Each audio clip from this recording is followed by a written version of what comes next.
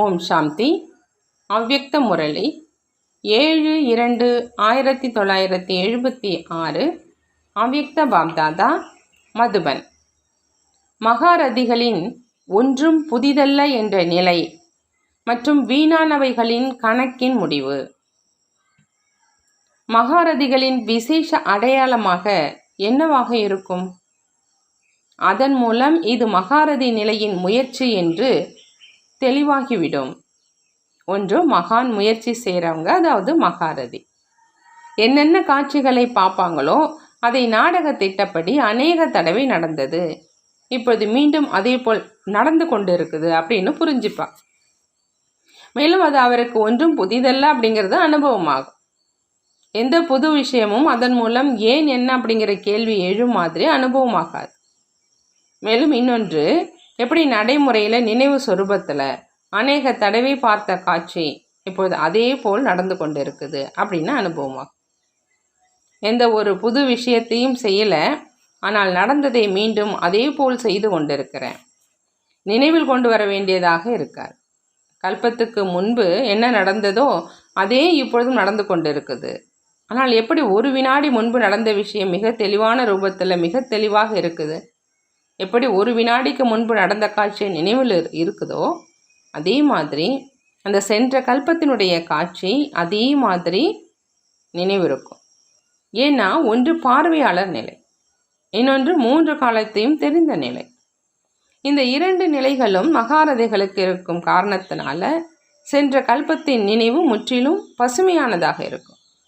ஆகவே ஒன்றும் புதிதல்ல மற்றும் வேறு என்னவாக இருக்கும்? எப்படிப்பட்ட கோரமான சூழ்நிலையாக இருந்தாலும் அல்லது பெரிய ரூபத்தின் பிரச்சனையாக இருந்தாலும், ஆனால் தன்னுடைய நிலை உயர்ந்ததாக இருக்கிற காரணத்தினால அது முற்றிலுமே சிறியதாக அனுபவம் ஆகும்.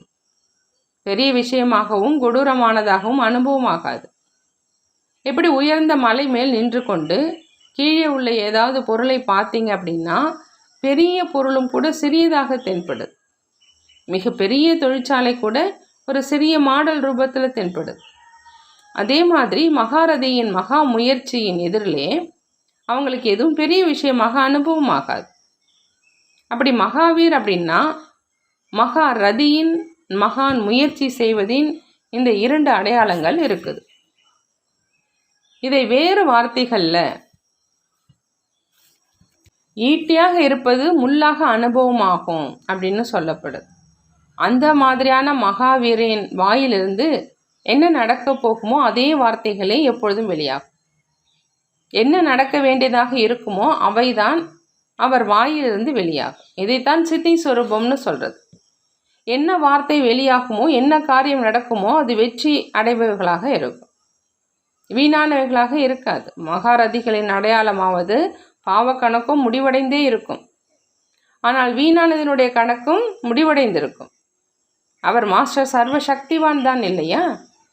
அப்படி மாஸ்டர் சர்வ சக்திவான் நிலையினுடைய நடைமுறை சொரூபம் பாவ கணக்கின் கூடவே வீணானவற்றின் கணக்கும் முடிவடைந்திருக்கும். இதுதான் மகாரதிகள் செய்யும் முயற்சியின் அடையாளம். பார்வையால் நன்மை செய்யும் சேவையை தொடங்கிட்டீங்களான்னு கேட்குறாங்க. ஒன்று மகாதானி, இன்னொன்று வரதானி மற்றும் 3வது விஸ்வ கல்யாணி, உலகத்துக்கு நன்மை செய்யக்கூடியவங்க.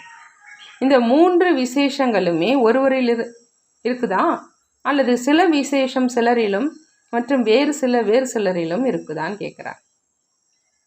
சிலருக்கு வரதானி ரூபத்தில் பூஜை நடக்குது மற்றும் சிலருக்கு விஸ்வ கல்யாணியின் ரூபத்தில் பூஜை நடக்குது. பூஜையிலும் மற்றும் மகிமையிலும் ஏன் வித்தியாசம் இருக்குதுன்னு கேட்குறாங்க. 3 விசேஷங்களும் உள்ளவராகத்தான் இருப்பாங்க, ஆனால் சதவிகிதத்தில் வித்தியாசம் இருக்கும்.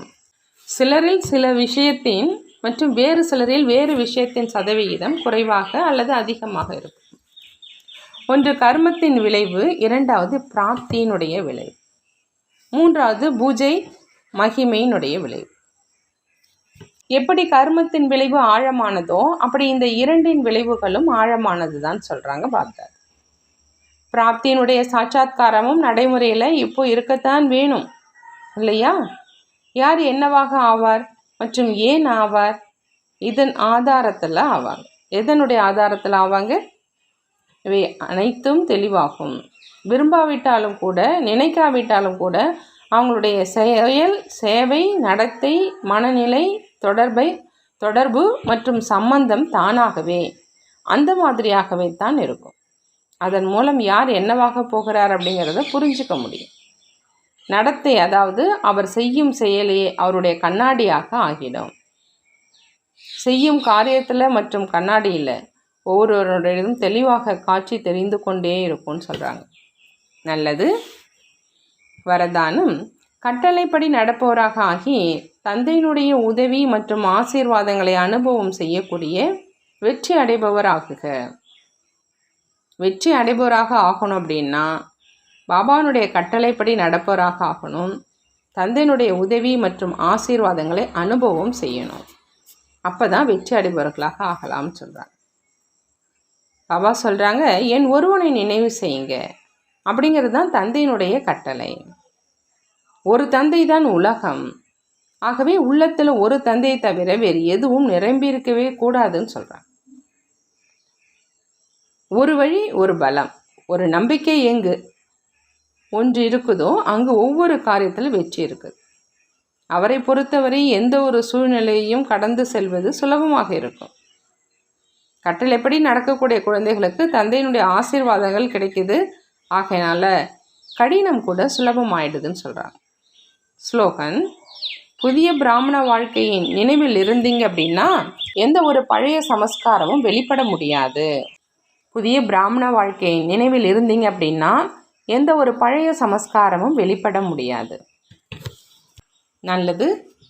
ஓம் சாந்தி. நன்றி பாபா. நன்றி.